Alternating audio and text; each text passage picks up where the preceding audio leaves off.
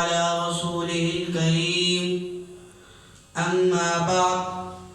فأعوذ بالله من الشيطان الرجيم بسم الله الرحمن الرحيم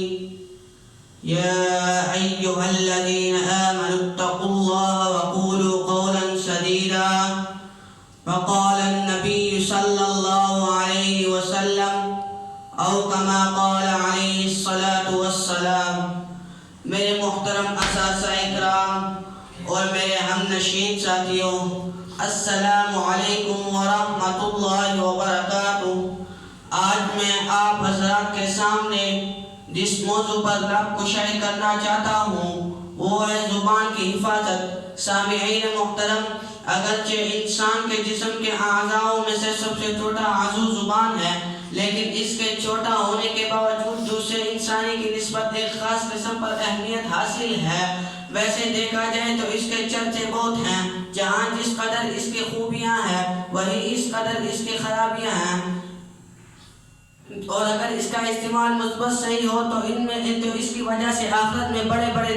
درجے ملتے ہیں، اور اس کے غلط استعمال کی وجہ سے انسان گناہوں میں بلکہ کفر میں جا پہنچتا ہے۔ سامعین محترم، یہ زبان جو اللہ تعالیٰ نے ہمیں عطا فرمائی کتنی عظیم نعمت ہے، کتنا بڑا انعام ہے، بلکہ حقیقت میں خالق کون مکان نے ہمیں بولنے کے لیے ایسی مشین عطا فرمائی جو پیدائش سے لے کر مرتے دم تک انسان کا ساتھ دیتی ہے اور اپنی ذمہ داری نبھاتی ہے۔ حدیث شریف میں آتا ہے کہ جب صبح ہوتی ہے تو انسان کے بدن کے تمام اعضاء زبان کے سامنے ہاتھ جوڑ دیتے ہیں، کہتی ہے کہ دیکھ ہم تمہارے ساتھ ہیں، اگر تو سیدھی رہی تو ہم بھی سیدھے رہیں گے، اگر تو ٹیڑھی چلی تو ہم بھی ٹیڑھے چلیں گے۔ یہی زبان ہے کہ جس سے انسان اللہ کا ذکر کرتا ہے، یہی زبان ہے کہ جس سے وہ قرآن پاک کی تلاوت کرتا ہے، یہی زبان ہے کہ جس سے وہ درود شریف پڑھتا ہے، یہی زبان ہے کہ جس سے امر بالمعروف نہی عن المنکر کہتا ہے، یہی زبان ہے کہ جس سے وہ اذان کہتا ہے، یہی زبان ہے کہ جس سے وہ نماز پڑھتا ہے،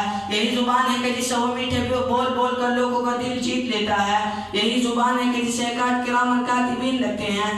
یہی زبان کے بارے میں ہمارے رسول صلی اللہ علیہ وسلم کا فرمان ہے کہ جو مجھے اس کی ضمانت دے تو میں اسے جنت کی ضمانت دیتا ہوں۔ حضرات، جہاں اس زبان کا استعمال خیر سے ہوتی ہے وہی اس کی خرابیاں نکلتی ہیں۔ یہی وہ زبان ہے کہ جس کے ذریعے شعر کلام نکلتے ہیں، یہی زبان ہے کہ جس کے ذریعے جھوٹی قسمیں کھائی جاتی ہیں، یہی زبان ہے کہ جس کے ذریعے چغل خوری کی جاتی ہے، یہی زبان ہے کہ جس کے ذریعے غیبت کی جاتی ہے، یہی زبان ہے کہ جس کے ذریعے تہمت زنی کی جاتی ہے، یہی زبان ہے کہ جس کے مسلمان بھائی کے جس سے مذاق اڑایا جاتا ہے، یہی زبان ہے کہ جس سے فساد برپا ہو جاتا ہے۔ ایک مرتبہ حضرت ابو بکر صدیق رضی اللہ تعالی عنہ اپنی زبان کو پکڑ کے کھینچ رہے تھے۔ حضرت عمر رضی اللہ تعالی عنہ نے دیکھ کر فرمایا، اے میرے پیغمبر محبوب کے نائب، اے افضل البشر بعد الانبیاء، یہ اب کیا کر رہے ہیں؟ حضرت ابو بکر صدیق رضی اللہ تعالی عنہ نے فرمایا، میں اس زبان نے مجھے بڑے ہلاکتوں میں ڈال دیا، اس لیے میں اس کو قابو کرنا چاہتا ہوں تاکہ اس میں اچھائی تو ہو، برائی نہ ہو، صدق تو ہو، کذب نہ ہو، نصیحت تو ہو، غیبت نہ ہو، محبت تو ہو، نفرت نہ ہو، شیر کلام تو ہو، شب وسط نہ ہو، نرم تو ہو، کرم نہ ہو، عدل تو ہو، ظلم نہ ہو، وفا تو ہو، جفا نہ ہو، اجر تو ہو، زجرانہ نہ ہو، خیر تو ہو، شر نہ ہو۔ سامعین گرامی، اگر ہم نے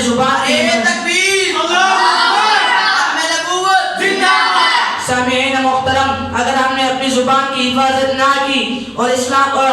حدیث شریف کے بتائے ہوئے طریقوں پر عمل نہ کیا اور اس زبان کا استعمال صحیح نہ کیا تو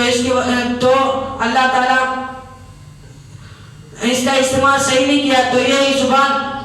قیامت کے دن ہمارے خلاف گواہی دے گی۔ شاعر کہتا ہے کہ نہ سمجھو گے تو مٹ جاؤ گے دنیا والو، نہ سمجھو گے تو مٹ جاؤ گے دنیا والو، تمہارے داستان تک نہ رہے گی داستانوں میں، تمہارے داستان تک نہ رہے گی داستانوں میں۔ اب جس کے جی میں آئے وہی پائے روشنی، اب جس کے جی میں آئے وہی پائے روشنی۔ ہم نے تو دل جلا کر سر عام رکھ دیا، ہم نے تو دل جلا کر سر عام رکھ دیا، میری زبان کی ادائیگی اتنی ہی تھی یا رب کہ آخری سانس سے مجھے کلمہ ہو نصیب. وآخر دعوانا الحمدللہ رب العالمین. ماشاءاللہ ماشاءاللہ سبحان اللہ.